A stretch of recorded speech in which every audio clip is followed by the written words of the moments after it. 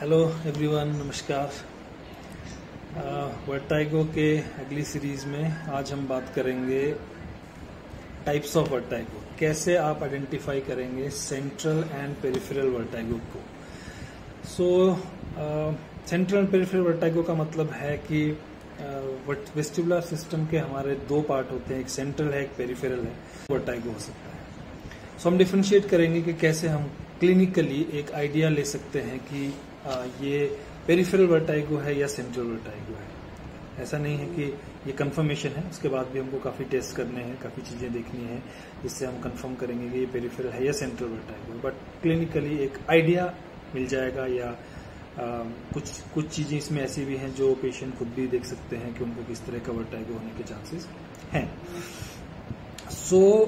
Peripheral vertigo के अंदर कुछ डिजीज हैं जिसके बारे में हम पहले मैं बताता हूं कौन कौन सी डिजीज है।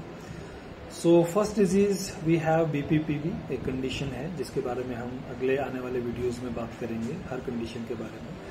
देन ओटाइटिस मीडिया है, that is again one condition where we have vestibular disorder, vertigo हमको देखने को मिलता है।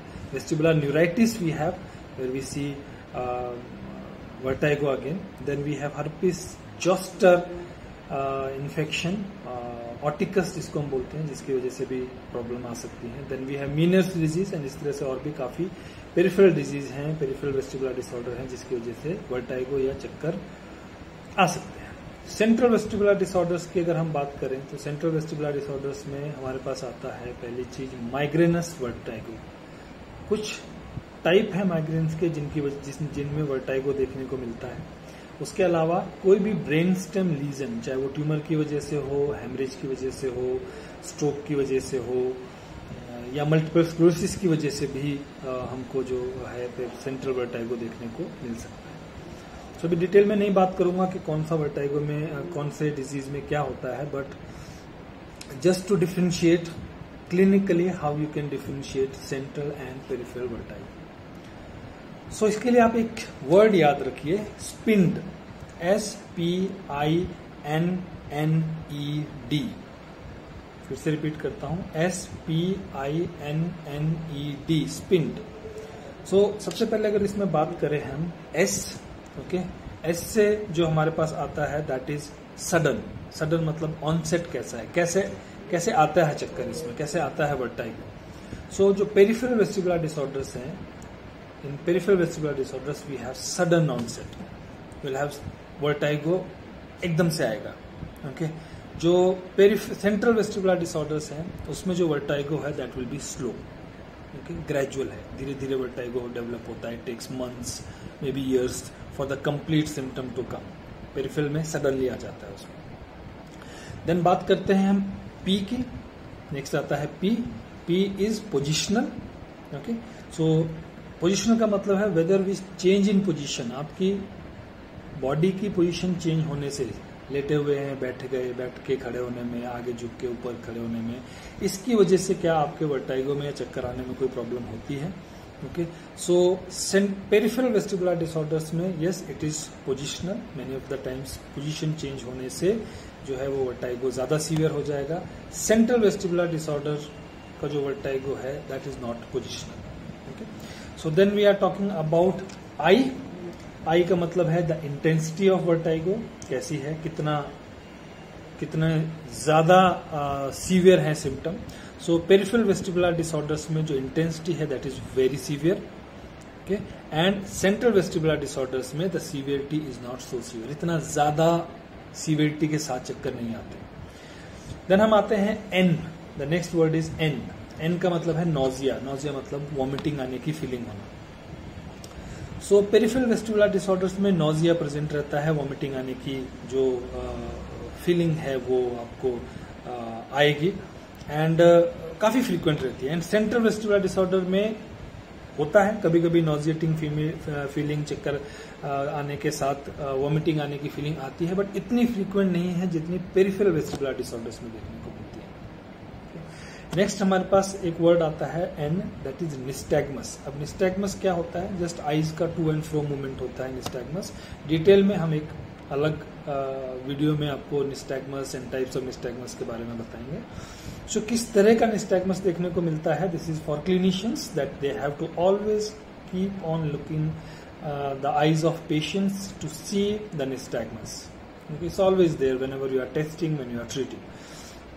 So the type of nystagmus that we see in peripheral vestibular disorders is अलग अलग तरह के हैं, वर्टिकल हॉरिजॉन्टल हो सकता है, बट पेरिफेरल वेस्टिबुलर डिसऑर्डर में इट्स ऑलवेज रोटेटरी कंपोनेंट, यानी कि जो आई का मूवमेंट है वो अप डाउन होने के साथ साथ रोटेटरी भी आएगा, साइड में जाने के साथ रोटेटरी भी आएगा। लेकिन जो सेंट्रल वेस्टिबुलर डिसऑर्डर्स का निस्टैग्मस है that will not be rotatory, that will be pure vertical. Okay, then अगर हम बात करें ई की, नेक्स्ट आता है हमारे पास E. Okay, so E stand for ear, that means hearing loss होगा या नहीं होगा। पेरिफेरल वेस्टिबुलर डिसऑर्डर्स में there can be hearing loss, hearing loss होने के चांसेस हो सकते हैं, क्योंकि जो हमारा पेरिफेरल वेस्टिबुलर सिस्टम है उसी के साथ जो है वो हमारा जो कॉक्लियर पार्ट है जो हियरिंग के लिए रिस्पॉन्सिबल है वो भी सिचुएटेड है। सो हो सकता है पेरिफेरल वेस्टिबुलर डिसऑर्डर्स में, लेकिन सेंट्रल वेस्टिबुलर डिसऑर्डर्स में जो है वो हियरिंग लॉस नहीं होगा उसमें। अगर हम अब ड्यूरेशन की बात करें कि कितनी देर तक वर्टाइगो रहेगा, so in case of peripheral vestibular disorders ये कुछ सेकंड्स, कुछ मिनट या मैक्सिमम कुछ आवर्स तक रहेगा। मोस्टली जैसे बीपीपी में 30 सेकेंड 1 मिनट तक रहता है, कुछ डिजीज में may be up to few minutes, 10 minutes 15 minutes तक रहेगा। Okay, very rarely it will go into hours, otherwise usually it is in minutes. Okay, so duration बहुत शॉर्ट है, और in case of central vestibular disorder the duration is long, that means the vertigo जो है, जो चक्कर है वो काफी लंबे समय तक रहेंगे। इसीलिए सीवियरिटी कम है लेकिन ड्यूरेशन ज्यादा है सेंट्रल वेस्टिबुलर डिसऑर्डर्स में। पेरिफेरल वेस्टिबुलर डिसऑर्डर्स में सीवियरिटी ज्यादा है, ड्यूरेशन कम है। ये तो हो गया स्पिंड। एक और चीज है जो हमको देखनी है, that is your central nervous system science. Central nervous system science का मतलब है कोई ऑर्गेनल इन्वॉल्वमेंट, कोई पैरालिसिस या वीकनेस बॉडी में, कोई सेंसरी एबनॉर्मलिटीज, ये सारी चीजें जो है एसोसिएटेड तो नहीं है उसके साथ। अगर ये सीएनएस साइंस एसोसिएटेड हैं तो mostly it is central, mostly नहीं, it is central nervous system vertigo, that is your central vertigo. Peripheral vertigo में यूजुअली ये जो सीएनएस साइंस है ये एब्सेंट रहते हैं। So this is in short about how you can clinically differentiate between central and peripheral vertigo. This is patients also can see कुछ symptoms जो अपने आप में देख सकते हैं, जो तुमको एक आइडिया देगा कि मे बी ये सेंट्रल हो सकता है, पेरिफेरल। एंड क्लिनिशियंस के लिए they will have to follow this and gives you a clue to your assessment कि आपकी assessment आपको किस तरफ ले जानी है, पेरिफेरल की तरफ ले जानी है, सेंट्रल की तरफ ले जानी है। So that's all about today's video. Okay, bye bye everyone, take care.